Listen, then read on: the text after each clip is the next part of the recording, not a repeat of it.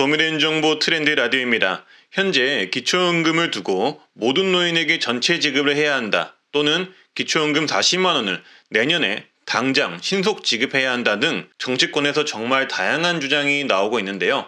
여기에 국제경제협력개발기구 OECD 또한 의견을 냈습니다. 따라서 오늘은 OECD에서 한국에 공고한 기초연금 개혁 내용을 알아보고 현재 기준으로 기초연금을 못 받게 되는 기준 12가지를 말씀드려보고자 합니다. 바로 보러 가시죠. 현재 정치권에서는 여야 모두 기초연금을 더 주자라는 게 핵심 키워드입니다. 여당에서는 기초연금 40만 원을 현재 윤석열 대통령 임기 내에 단계적 인상을 주장을 하고 있고요. 야당은 더 많은 의견을 냈는데요. 기초연금 모든 노인 전체 지급 30만 원 또는 기초연금을 모든 노인에게 전체 지급하되 20에서 40만 원 차등 지급하자라는 의견도 나왔습니다.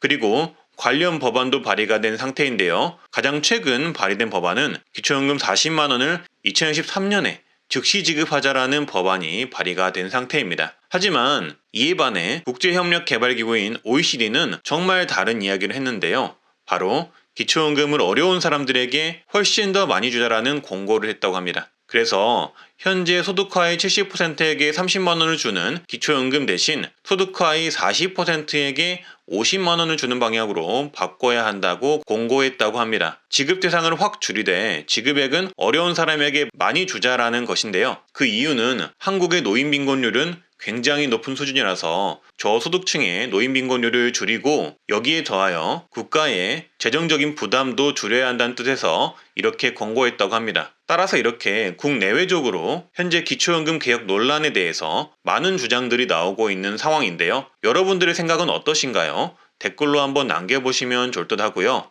그리고 정말 중요하게 보셔야 할 게 지금부터인데요. 다양한 개혁안들이 있지만 현 시점 가장 유력한 개혁안은 바로 기초연금 하위 70%에게 40만 원 인상 지급을 하자는 내용일 것입니다. 하지만 이렇게 기초연금이 40만 원이 된다 하더라도 기초연금을 못 받게 되는 경우들이 있습니다. 이게 정말 중요한 내용인데요. 바로 현 시점 기준으로 기초연금 대상이 되더라도 기초연금을 못 받거나 아니면 중도 탈락이 되거나 감액이 되는 경우들이 있는데요. 이럴 경우 내가 기초연금을 받는 기준이 되는데도 못 받게 되는 어처구니 없는 현상이 생기게 됩니다. 그래서 이런 피해를 대비하고자 기초연금을 못 받게 되는 사례 12가지를 정리를 해봤는데요. 보시기 전에 구독, 좋아요 한번 해주시면 감사하겠습니다. 기초연금 못 받는 기준 12가지 영상 순서는 이렇습니다. 부채 관련 기준 2가지 먼저 말씀드리고 2022년 기초연금 못 받는 이유 10가지를 같이 말씀드릴 텐데요. 먼저 부채 관련 기초연금 못 받게 되는 이유 첫 번째는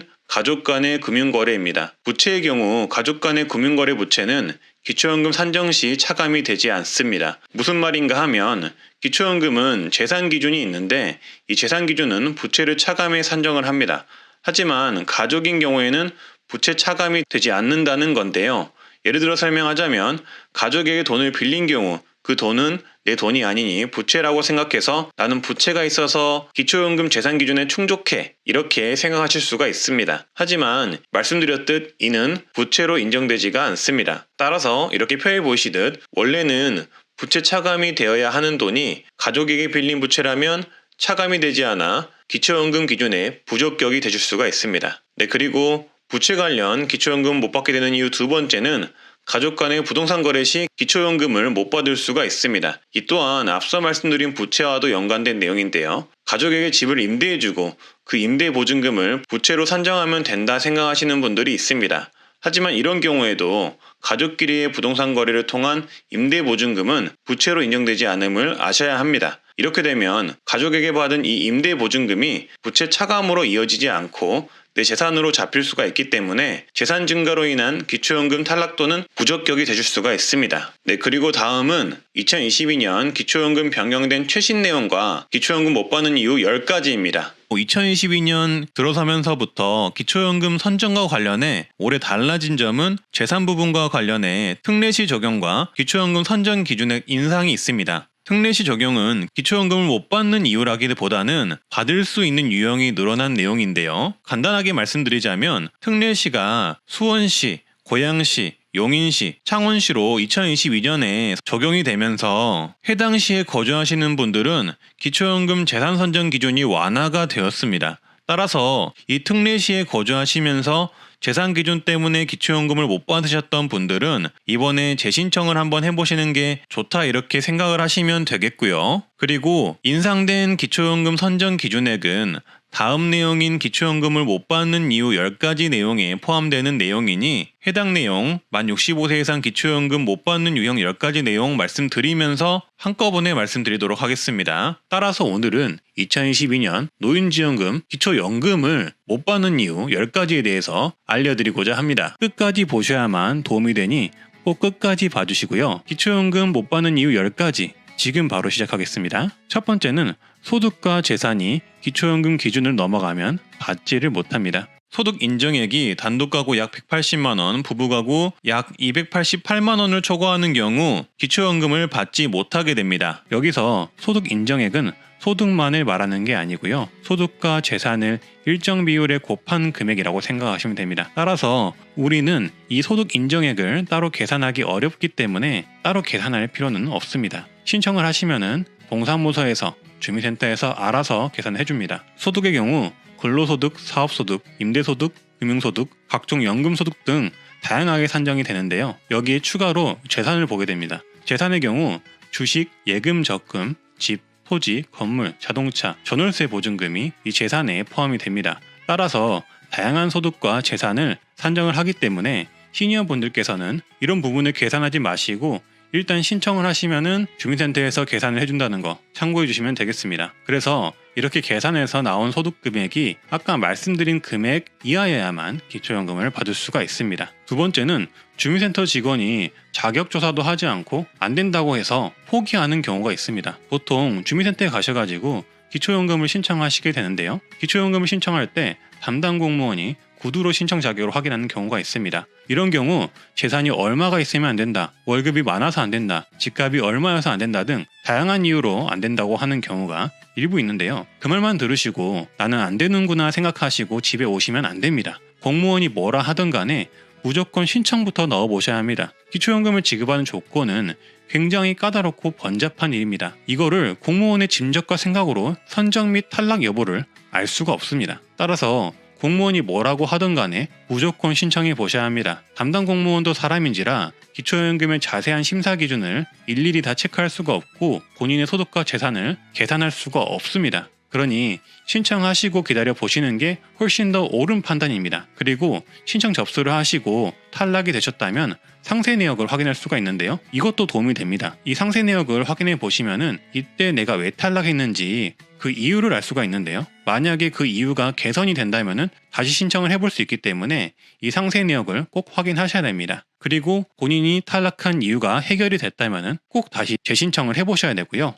그리고 상세 내역을 봤을 때 잘못된 내용이 있거나 소득이나 재산이 변동이 되었을 때는 즉시 재신청해 보시는 게 좋습니다. 세 번째는 국외에 체류하는 경우 기초연금을 못 받을 수 있습니다. 국외 체류 기간이 60일이 넘어가면 바로 다음 달부터 기초연금이 정지가 됩니다. 자녀를 만나기 위해, 여행을 가기 위해, 아니면은 일 때문에 출장을 가기 위해 오랫동안 길게 외국에 나가시는 분들이 계실 텐데요.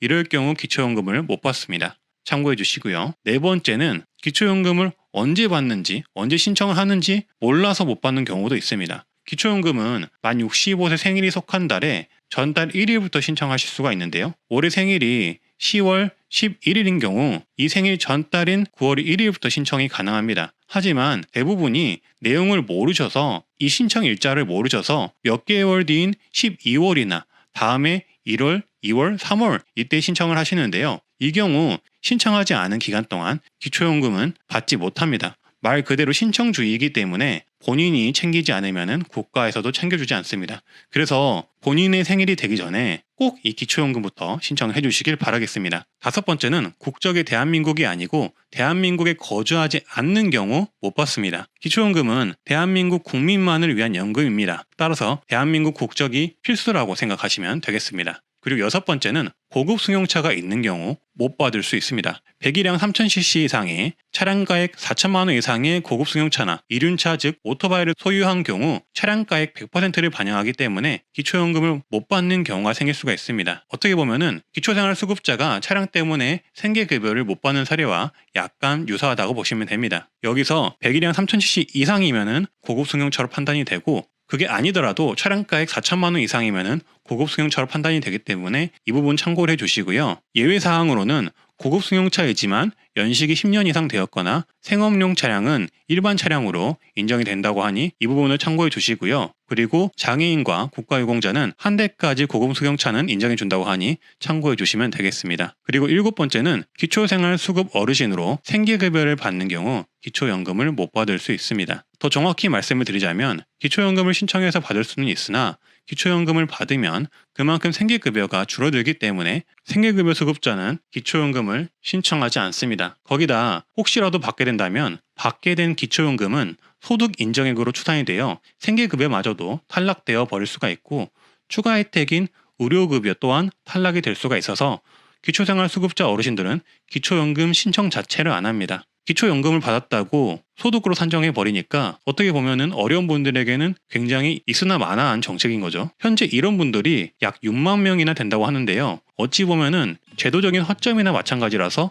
이 부분은 앞으로 시정되어야 하고 그리고 시정될 가능성이 높다고 합니다. 그리고 여덟 번째는 공무원, 사학, 군인, 별장 우체국 연금을 받는 분과 그 배우자는 기초연금을 받지 못합니다. 예외사항은 있지만 대부분은 못 받는다고 보시면 되고요. 이 부분 또한 향후 시정될 가능성이 높은 항목입니다. 그리고 아홉 번째는 분할연금을 받는 경우입니다. 이혼 소송을 하셔서 연금을 분할하여 받지만 그 금액이 높을 경우 기초연금을 받지 못할 수도 있습니다. 신청은 가능하지만 이 분할연금이 100% 소득으로 인정이 되기 때문에 본인의 재산과 그리고 다른 소득들을 합치는 경우 기초연금 수급자에서 탈락이 될 수가 있습니다. 그리고 마지막 열 번째는 고급 회원권을 소유하는 경우 기초연금을 받지 못할 수 있습니다. 콘도, 고급 헬스 이용권, 요트, 승마, 골프 회원권이 있다면 회원권 가액을 100% 반영하기 때문에 기초연금을 받지 못할 수가 있습니다. 네, 오늘은 현재 기초연금의 다양한 개혁안을 알아봤고요. 추가로 현 시점 기초연금을 못 받는 기준 12가지도 같이 알아봤습니다. 도움이 되셨으면 좋아요, 구독 한번 해주시면 감사하겠고요.